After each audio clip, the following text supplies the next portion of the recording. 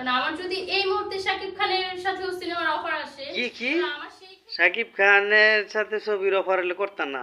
আরে সাকিব খান তোমারও অফার দিব ছবি করার লেগে। আরে থামা অবস্থা আর বুঝলাম না এটা যে নিজের কি ভাবে।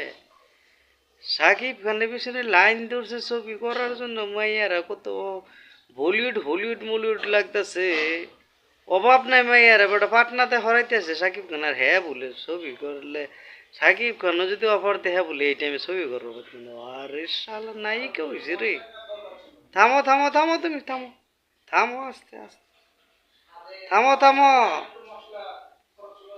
এত উঁচায় না, এত উঁচায় না। সাকিব খান ওই সাকিব খান নাই, আগের সাকিব খান যে ময়ূরী ঝুমুরি সুকিনা বেগমের সাথে ছবি করছে আগে, ওই আগের সাকিব খানের লগে যদি এখনো তুলনা দিবার যাও তাহলে তো হইব না। এখন সাকিব খানের লগে ওইটা তুলনা দিও না তুমি। থামো থামো, থামি পড়ো, নেক্সট টাইম এইসব কথা বলো না, ঠিক আছে?